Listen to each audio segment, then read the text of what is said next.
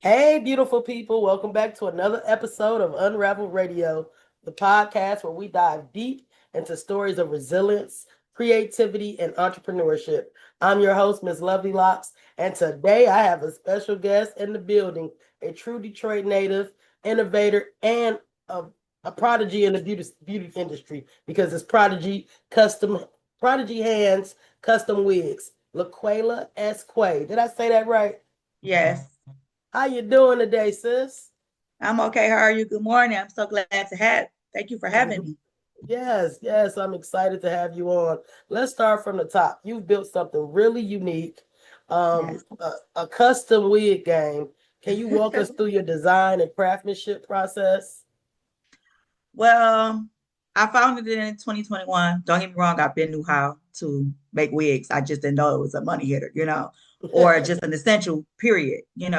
So when I see that a lot of people were struggling with hair loss, like alopecia, cancer, and stuff like that, I decided to innovate ideas to where the wigs would look natural and not like wigs or hair pieces. So I decided to start, handcrafting them to where it's for, long hair, short hair, braids, mostly braids because I am a braider. And I started it and then I launched it. At first I was scared, but I launched it and it got more attention than I ever thought it would. So yes. Wow. Now, where are you out of? Like, where you have a salon on? No, I'm doing like Okay. I have a uh online store for now, Okay. but brick and mortar is on the way. I will be having to build an art store. I want to do that. So yes, That's just wonderful. yeah. Well, in the meantime, in between time, I'm the owner of Twisted Express. I never thought about it all this time we've been friends on Facebook. Like I could really like have you a poster or something in my salon because I do have a lot of clients that have alopecia, or Okay. sometimes I can't service the client because, or I do, and I'm like, this I did my thing because I didn't grip the hair, but something could be looking better than what I did if they had Yeah, a yeah, sure. hair Of course. piece or a wig, and then maybe we could integrate it some kind of way. Like if they wanted their natural hair out, I done braid at the top, and then you come fit them for something to fill in the sides or whatever. So Yeah. yeah, that's something we should collaborate on. I never thought about that until this moment. Yes. Sure. We can talk about that more. Yep. Yes, well, that's artistry, and you got to stay in your lane. I know how to do hair and stuff. I'm getting older. I'm ready to retire. Real talk. I ain't gonna lie. So I do have a lot of clients that have issues with hair loss, and I'm gonna start referring them to you. You really Okay. put your hands and your heart into the name Prodigy Hands. It says it all. So who are the Thank you. people you really serve through your business, and what type of client are you most passionate about helping? Um, I don't have a most. It's cancer Yes. patients that's taking like radio, they hair fall out when they get into treatment. Alopecia, lupus. A lot of people question when I say mental health.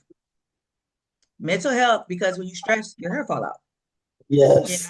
Burn victims, people that have, head surgery that has a scar and their hair don't grow back. That's another reason people can wear a hairpiece.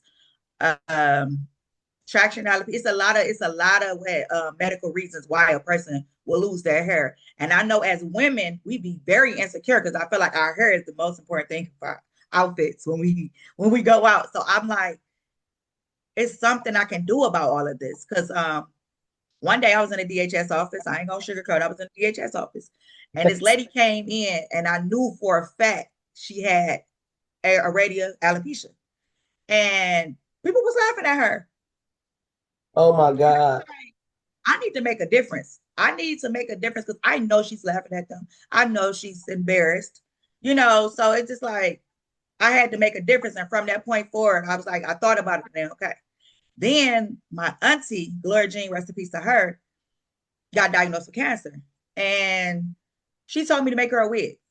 So when I made her the wig and she called me, she's like, I love it. I love it. I want you to make me another one. That was my confirmation to go ahead and do what I said I was going to do. So yeah. Amen. Yes, I used to wear wigs all the time, and then I started getting locks. And as I'm getting older, my hair is thinning, it's breaking off. You saw me the other day on Facebook. I had a crash out moment. I was demanding that somebody do my hair, and I didn't have the funds right then. And somebody actually came through. Yeah, I was willing. So like I Yes, said, let and me you know. sent me a beautiful prayer, and it's just a testament to you see how much better I feel today versus two Yes, days yes, for ago. sure. So our hair is our crown, and that's you doing God's works about keeping women uplifted with Yes. the hair game. That's beautiful. Mm-hmm. I love when beauty and purpose connect. Now listen, you said something off the air I was too hype about. You're not just a creative, but you're also an innovator. You got Yes, something in the works. yes. So you could give us a little snippet about your invention. Don't go too far because you know these folks They wouldn't know how to make it even. Okay, so I don't know if you knew we go far back, but back in 2021, when I first started, first started making hat wigs. Okay, yes. Okay, so then I went to the wigs, but I birthed Prodigy Hands with that. So I was sitting That's there thinking, like, you could go on YouTube and get this. Like, I don't want to do nothing everybody else is doing. I wanted to be outside the box. I wanted to be different, but still in the same room, if that makes sense. yes. So I'm like, okay, when you wear a hat wig, it's only one hairstyle, one hat. That's it. Just that. So how about I think outside the box and you're able to change your hairstyle, change your hats just by buttoning it in. Mm-hmm. I made an Interchangeable. invention of just Yes. that.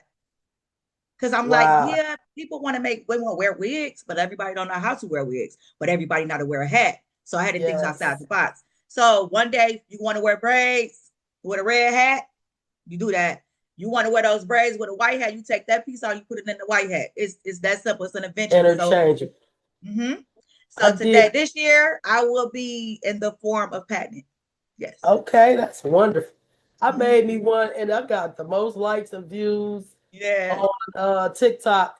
And I just used the hot glue gun playing around, and I bought some, those braids that you get for the latch up. Yeah. They were the prettiest colored. I hope I still got it. It was like black that transitioned into like a teal green. Oh, And okay. and it was times where I was about to go to a concert with my little brother. I didn't want to do my hair, but like you Yep. said, it was stuck with that one piece. So I had to Yep. find something to match that. Mm-hmm. So that's a great invention. I can't wait till you Yeah. come up with that. Because even though I'm not on a super needing end of like I'm not balding, but still those wigs come in handy for different occasions. Yeah. They do.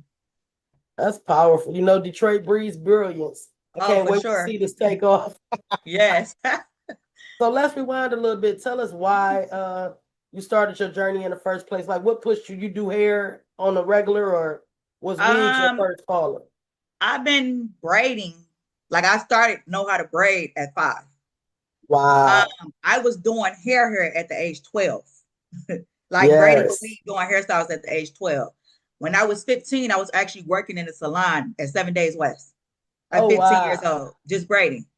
And I just been a braider. I've been doing it braiding. I could do some other stuff, but my calling was braiding. That was my niche. That was my.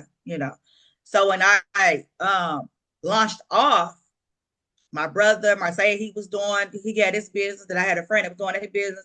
So I had to, do the sermon on myself, like, okay, what I'm good at. I can start a business too. Like, why I start a Yes. business? Never thought in a million years ever that I would be an entrepreneur. Growing up, a lot of people ask, like, what you want to be when you grow up? I was saying a teacher, a nurse, this, and a third. Never said I was going to be an entrepreneur. That's why I tell people it's not what you want, where you want to be is where God wants you to be. And that's Yes. just that. So I decided, so I'm like, what I'm good at. And then somebody was like, someone's like, make wigs. And I'm like, no, I want to make wigs. I want nobody to think I'm copying them. I don't want nobody to think I'm stepping on their toes. And then someone spoke to me again, like, but you're a braider. And that's when I thought about braided wigs. So yeah. Yes. Yeah.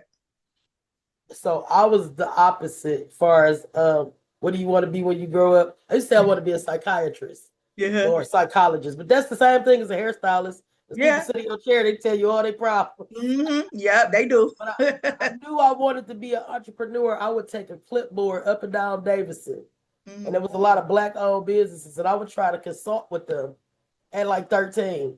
Like, if you do Yeah. this different, and all those businesses are gone. They was looking at me like, little girl, you don't know what you're talking about. I had that entrepreneur spirit for a Hmm. long time. So if you know, I'm also the creator of the Detroit Entrepreneur Group, and we got Yes, like 21,000 members now. yes, So I try my best to like always encourage people to go for their goals and their dreams. Entrepreneurship is where it's at. And I wish yes, this movement would have started a lot earlier. We could yes, save a for lot of sure. years of working for other people. For sure. Well, you already know we rooting for you over here. Tell us a Yes. little bit about the classes that you're offering to children with the braids and stuff. Okay, so I decided to do a braiding class because I I just want to be a help. That's a lot of people. It's a lot of girls out here, little girls that I have taught already through Cornerstone schools that they really wanted to do it. So I'm like, okay, y'all are passionate about this. Like they really wanted to do it. And they learned how to braid from September until now. And just seeing the flourishing of me teaching and how they progressed really touched my heart. So I'm like, okay, so since y'all serious about this, I'm gonna do classes to where I teach you the whole game. Sanitation, hazardous material, what you do if you get a cut, even the business part of it at an early age. When are you doing the next class? July 16th. That's the day after my birthday. I want to come to one of your classes. I would like to speak to the young ladies as a Yeah, salon for sure. owner and let them know, because I did a couple talks at some different trade schools. I've been back to where I graduated. I didn't get my cosmetology license until 20 years of already doing hair. Then I went to Dorsey in my late 30s Hmm. and I got my cosmetology license. But I just knew that I didn't want to open a salon until I had, even though you don't need license to braid and do locks, Yeah. I wanted to be able to color and offer all the Oh services. yeah. So I went ahead and got my license. So that entails makes me a master loctician because I know how to repair extensions, color, and all of that. So Yeah. yeah, I would love to come to one of your classes and speak. Yeah, that'll be great.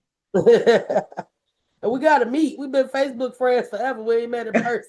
We I right here know, in the right? same city.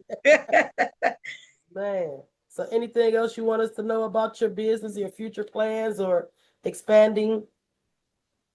I do want to expand. I'm thinking about opening up a school, opening up a salon. I want to do more like braiding classes, but I want it to be like boot camps and stuff like that. So I'm still in the works of planning because I'm really for the little girls. Because I remember when I was little, I was self-taught. I watched Yes. my cousins. I just watched them. We weren't even hands-on, and I just flourished from it. And I don't even think they do hair no more. Mine was So trial and I, error, and I had yeah. I had a cousin that braid way better than me. So people would want her to do their hair, but she wasn't interested. She was a little bit more Mhm. fast, and so I'll come do it. But I need a couple dollars. I done caught the bus to your house, and they looking like, well, this don't look like how she do. And I'm like, I didn't never say I braid as good as her. I'm just saying I'm willing to do it. She wasn't, and I'm gonna Right. keep practicing until I perfect my craft. So Mhm. those early stages of them not liking the braids that much kind of boxed me into like now they really don't allow me to do their hair because they feel like they don't think I'm good enough. But I'm like, hey, I got thousands of clients served that think otherwise. So you just got to believe in yourself, even when your family don't Yeah. believe in Yes. you. So yeah, I'm in the process of publishing books. Uh, Hey, I'm going to learn that craft and teach the I next can help person. you with that. You know, I'm self-published. I'm on my sixth book this year, girl. I've been busy. Woo, child. Ain't it Yes, therapy? yes, it is. I've been doing prompted journals, but last night, that's the reason why I'm a little kind of late this morning. I was up at 3 a.m. working on my first fictional publication. I ain't gonna tell nobody Okay. about the chat, but because I never do fiction, I always Yeah. matter of fact or like a self-prompted journal or a self-help book or something like a how-to or. But this time, I think this boy gonna be a banger because it's Yeah. the place it came from. And every book I've been writing so far has been inspired by somebody. The last one I just put out was How to Find Your Ideal Mate, and it's a prompted journal for men who are in between relationships or in a relationship and they're not sure if that's the partner for them or what they can do to work on themselves to make their relationship better. So it's Yes. got like 100 prompts in there And that was inspired by my homeboy Paul. We've been friends for like 15 years and been able to talk to each other about different relationships. Mm-hmm. And it's like, look, we always going through something. So I just was inspired by him to let me write this book real quick as a little quick guideline. Yeah, that's crazy that you say that, because I say, like, when a woman writing a book, we always want to write from our point of view. But I'm glad I have men's point of view to write a book, Yes. because it's like we never think about the men's mental. What about their mental? It's always about the woman's mental. What about the men mental, and how they can heal and how they can progress, or reverse to the next chapter of their life, so they childhood trauma, stuff like that. Let's talk, help them too. It ain't always about the women. Exactly. So And yeah, I definitely got some books for these men. yes, it's got prompts in it. It's got meditation, guided Yes, meditation, all that. And yeah, so we thinking about y'all brothers. It ain't all about us yes, all the it ain't time. all about us. It's always about us. So yeah, I was gifted the ability to self-publish by a lady named Rita Henderson. She was a member of the group. And she just fell off of social media. She took me to lunch maybe like a year and a half, 2 years ago, and I haven't heard from her since.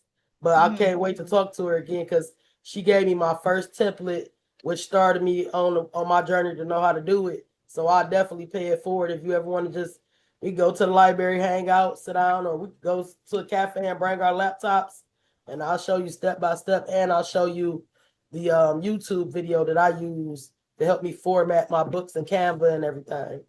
Okay, that sounds great. We got to be working together. That's the whole purpose of this for me. For sure.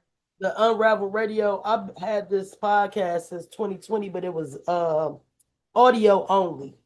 And it was just me talking about my kids getting on my nerves, about relationship or something, I'm like, nobody want to listen to that. But what people will listen to is when taking that group and utilizing it to help people advertise their business, so you can get a larger following for the episodes, as well as get your face and your business in front of people that might not have necessarily ever heard about it before. Exactly. So I hope this reaches someone throughout the audience that our platform I've already provided, that, hey, this is the lady I've been looking for. I need a wig, so yes. That's the whole purpose. If whoever's listening, you want to learn more about me, you can go on www.prodigyhandscustomwigs.org. You can find me on Facebook, Instagram, and also TikTok. Same exact name. Prodigy Hands Custom Wigs. Okay, I'm gonna put all your links in the bottom of the show notes, and your show will air tomorrow evening. Yeah. Thank you so much for being here, Laquila. Thank you. I appreciate you. Yes, you're welcome. Make sure to support and share this episode, especially if you know someone who's looking for that next level custom beauty experience. That's been another soulful episode and a conversation on Unraveled Radio. Until next time, stay rooted, stay real, and stay unraveled.